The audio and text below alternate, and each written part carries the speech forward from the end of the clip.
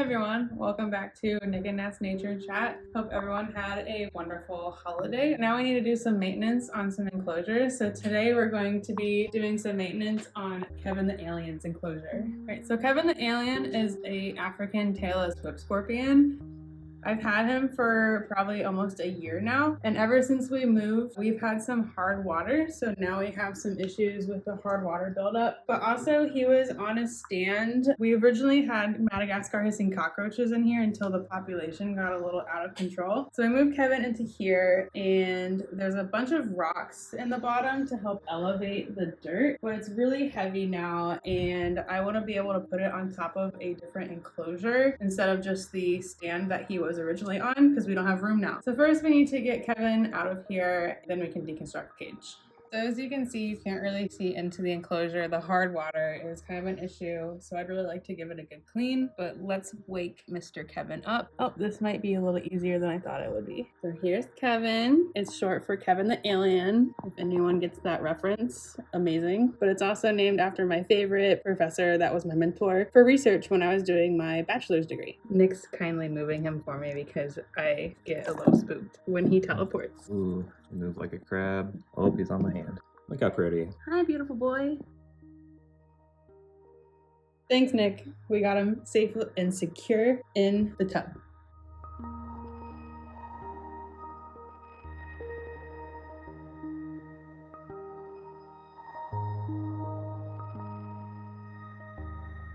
So next, I want to get the walls cleaned up inside. So we're going to use some diluted vinegar and try to get some of the hard water off the walls.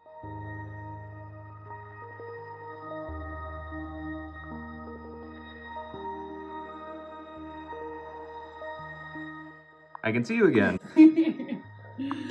Okay, so now we're ready to build out this enclosure again, now that it's all clean. So first I'm going to add my substrate. So I have a topsoil, sand, eco-earth mixture that we're just going to put in here.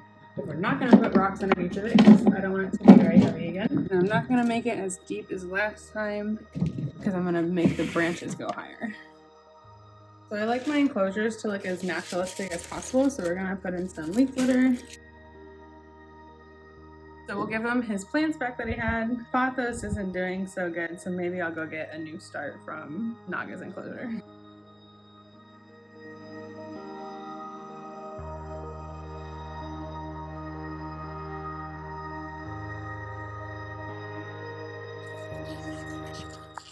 So we're gonna put some bark in. These guys like to live under rocks and bark. I have some good flat pieces of cork bark. We're gonna try to put in here.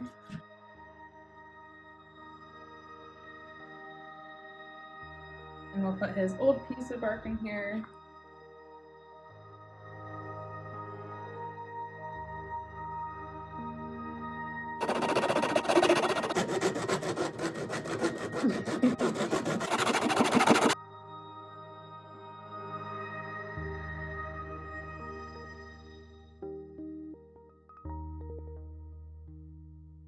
We're gonna add a water dish back to the enclosure.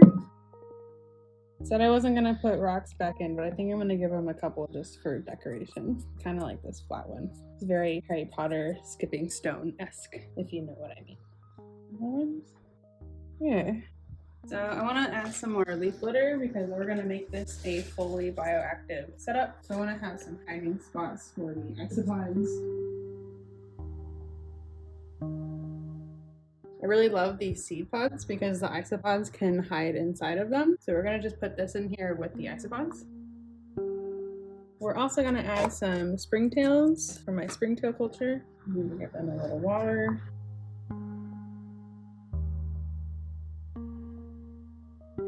Now it's time to get Kevin back out. He looks very angry. I'm nervous. They're so fragile and delicate that I'm always afraid to hurt him more than anything. Can he even hurt you? He can't. He can pinch, but like, it's not gonna hurt that bad. I'm more afraid to hurt him. Look at that face. It's adorable. I love him so much.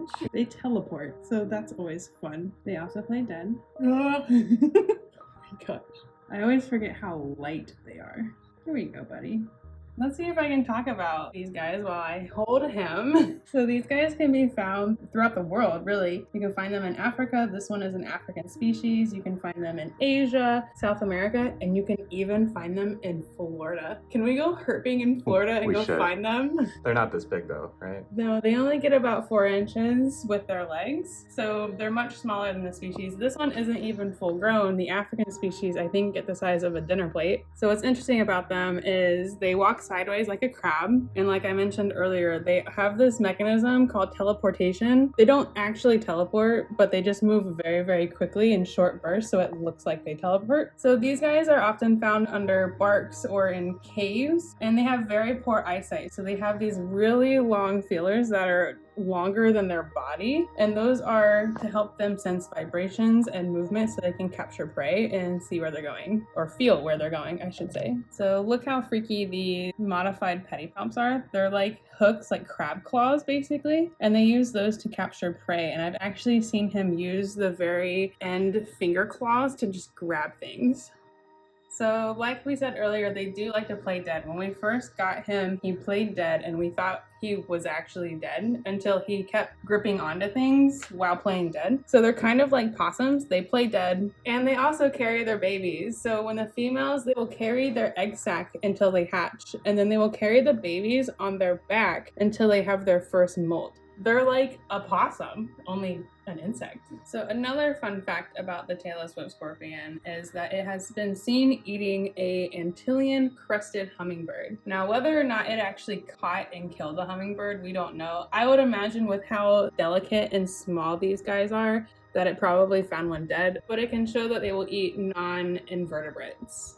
While Kevin's being very polite and sitting on my hand, we can talk about his new enclosure setup and care. Tailless whip scorpions in general, they like to hang sideways and under pieces of bark and hang upside down, so that way their exoskeleton can just kind of fall off when they're ready to molt. So we've kind of done a setup here with that, with more of a tropical substrate and plants, and I've made it completely bioactive, so that way if he doesn't eat any crickets or anything, or there's any poop, they will eat that as well. So these guys do require a little bit of humidity and a little bit of heat. Fortunately though, our reptile room is around 75 degrees, which is a perfect temperature for these guys. So we don't need a heat bulb, we don't need UVB. He can just go in this cage as it is and be pretty happy in the reptile room. They are called the tailless whip scorpion or tailless whip spider, but they're neither a spider or a scorpion. They belong to their own order called the amblypygid. Say that 10 times fast. Amblypygid means blunt tail, and they obviously do not have a tail. True scorpions have a stinger and a tail. Lastly, they have ancestors dating back to 400 million years old. So they've been around a while. All right, so let's put Kevin back so he can just hate me while I see him through the glass now. Here you go, buddy. Playing dead in your hand.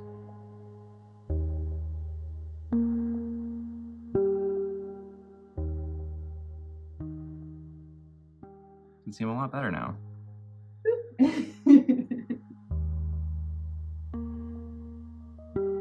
I can see him again. I can watch him all day. Can he stay in here? Can we just Yeah. make it really hot in the house so we can watch him all day long? That's all I have for today. Thank you for watching. Remember to like and subscribe, and let us know if you have any fun science ideas. We have some in the works, but we're always open to awesome peer-reviewed literature.